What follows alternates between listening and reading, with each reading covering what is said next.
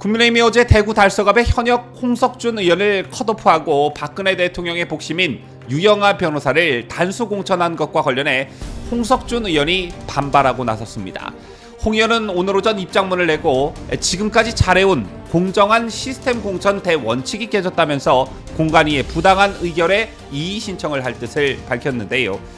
하지만 홍 의원의 이런 반발과는 반대로 다수의 보수우파 지지층에서는 유 변호사의 공천 소식에 환영하는 분위기가 감지되고 있습니다.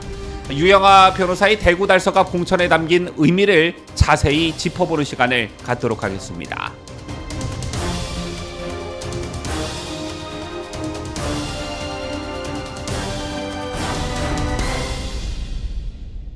시청자 여러분 안녕하십니까? 뉴스데일리 베스트 비네커입니다.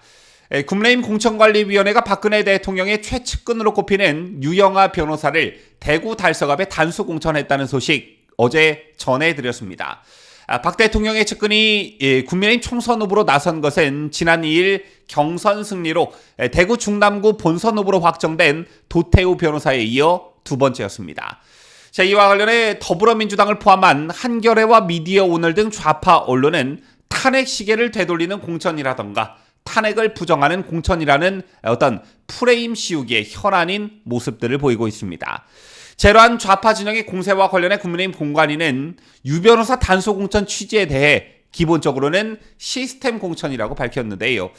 자, 우선 정영환 공관위원장은 굉장히 논의를 많이 했다며 최종적으로는 유 변호사를 단수 추천하는 것이 좋겠다, 이렇게 약간 정무적 판단 부분도 들어갔다라고 설명했고요. 장동혁 사무총장 또한 유 변호사 단수 공천은 기본적으로 시스템 공천 내에 있다며 후보 중에 유 변호사의 점수가 가장 높았고 1등과 2등 후보 간 점수 차이도 단수 공천을 할 만큼 유의미한 차이가 있었다라고 밝혔습니다.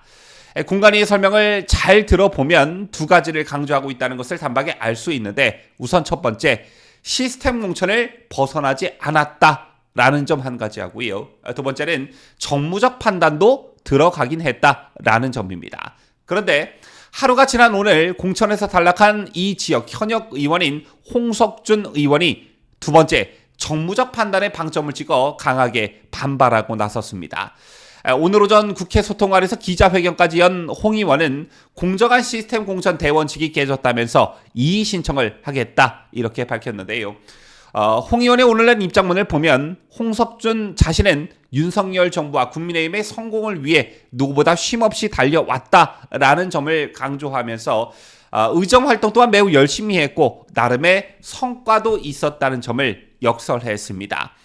이러한 점에 비춰 달서구가 지역 선거구에 유영하 후보 단수 추천 의결을 국민의힘 공관위가 결정한 것은 큰 오점일 뿐만이 아니라 지금까지 공관위가 잘해온 공정한 시스템 공천의 대원칙이 깨졌다, 이게 제22대 총선의 악재가 되는 것은 아닌지 우려스럽다라고 덧붙였습니다.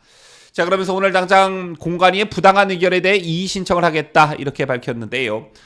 홍석준 의원 나름대로 억울한 측면이 있겠고, 또 원래 공천이라는 것을 진행하다 보면 공천에서 탈락한 사람이 나오기 마련이고 반발이라는 것은 늘상 있는 일입니다. 그런데 홍석준 의원의 오늘 입장문의 맥락을 보면 간단히 말해서 이런 것이죠. 유영하 뒤에 박근혜 대통령이 있고 박근혜 대통령의 후광 때문에 공관위가 시스템 공천을 저버리고 정무적 판단에 따른 주관적 공천을 했다. 정권 교체에 공헌하고 의정 활동도 매우 착실히 한 내가 컷오프되는 것은 정말 부당하다라는 것입니다. 그런데 결론부터 말씀드리자면 홍석준 의원의 오늘 이의 신청이 공관위로부터 받아들여져 공천이 번복될 가능성은 거의 없습니다. 예를 들자면 이런 것이죠. 이재명 사천 논란으로 홍역을 치르고 있는 더불어민주당에서 최근 어떤 일이 있었습니까? 지난 대선 당시 이재명 후보 안에 김혜경을 배우자실 부실장이란 직함으로 보좌한 권향엽 전 청와대 균형비서 인사비서관을 전라도 지역의 공천에 큰 논란을 빚고 있습니다. 이 지역 현역 의원의 경우 권 씨보다 지지율이 2배 이상 높았다고 하지요. 그런데 민주당은 이 지역구를 여성 전략 특구라는 아주 생소한 말을 만들어 지정해 현역 의원을 컷오프 시킨 뒤에 권 씨를 공천했습니다. 자, 이 같은 소식이 알려지자 심지어 이재명의 극성 지지층인 개딸들의 인터넷 게시판에서도 문제가 있다는 지적이 나왔다고 하죠. 왜냐? 누가 봐도 김혜경 또는 이재명의 측근을 공천하기 위해 짜 맞춘 듯한 게 너무나 티가 나기 때문입니다.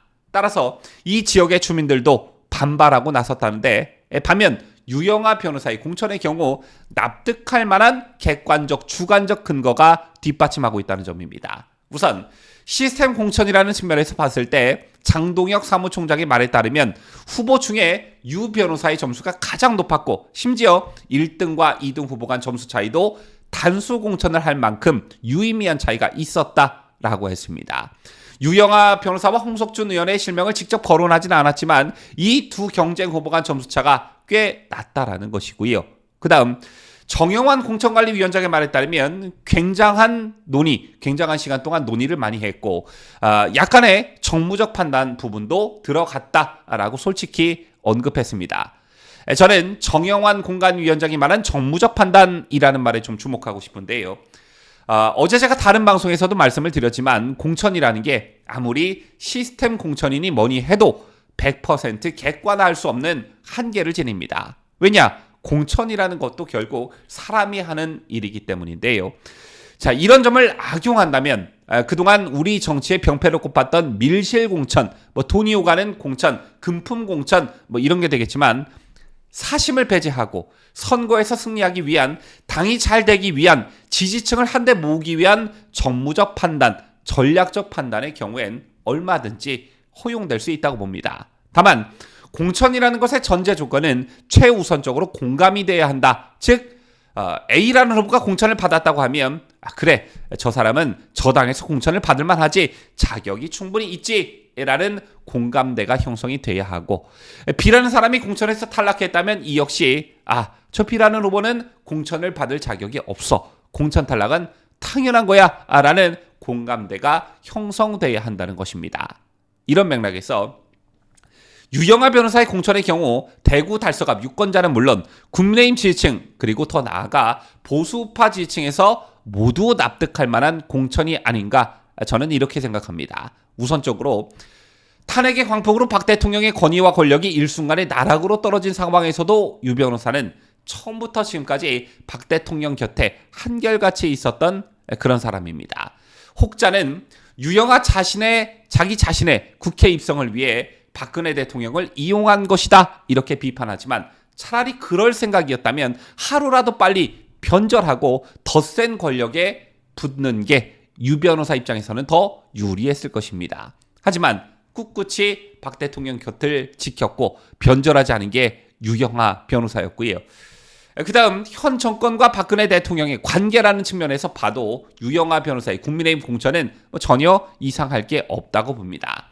윤석열 대통령의 경우 당선인 시절부터 박 대통령을 직접 찾았었고, 지금까지 수차례 만나면서 보수정당 출신 전직 대통령에 대한 예우를 충분히 갖췄습니다. 그리고 이런 말씀도 하셨지요. 재직 중 업적을 제대로 알려 평가받도록 하겠다, 이런 말씀을 박 대통령을 만난 자리에서 윤석열 대통령이 직접 하셨습니다. 이 말인 즉슨 명예회복에 앞장서겠다는 말과 똑같은 것이고, 그 첫 단추는 탄핵을 반대했던 인사들을 철저히 배제했던 지난 자유한국당, 미래통합당, 그리고 김종인, 이준석의 국민의힘 시절과는 달리 탄핵 반대파도 박근혜 대통령의 측근들도 국민의힘의 공천을 신청할 수도 받을 수도 있는 토대를 마련하는 것에서부터 출발한다. 저는 이렇게 봅니다. 그리고 이게 유영아 도태우 공천이라는 것으로 실현이 된 것이고, 이것이야말로 탄핵의 강을 진정으로 건너는 것이며, 이것이야말로 보수 대통합의 가장 기본이 되는 일이 아닌가, 저는 이렇게 생각합니다.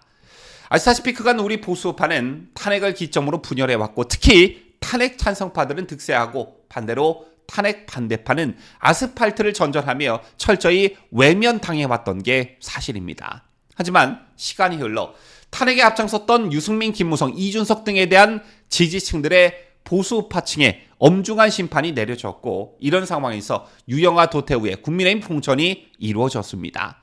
따라서 저는 이번 공천의 가장 큰 의미는 보수 대통합이 아닐까 생각하는데요. 이와 함께 박근혜 대통령 탄핵 정부 당시 검사였던 윤석열 대통령은 수차례 박 대통령에게 진정성을 보이면서 보수 대통합의 토대를 마련했고, 역시 그 당시 검사였던 한동훈 위원장이 향후 선거운동 과정에서 부당한 탄핵에 저항했던 유영아, 도태우 이 두 후보의 손을 번쩍 들고 유권자들을 만나는 모습이, 그런 광경이 펼쳐진다면 이런 게 진정한 의미의 보수 대통합이 아닐까, 또 박 대통령 명예회복의 첫 걸음이 아닐까, 이런 생각을 해봅니다. 지금까지 저는 자유대한민국을 소화하는 뉴스데일리 베스트 민앵커였습니다.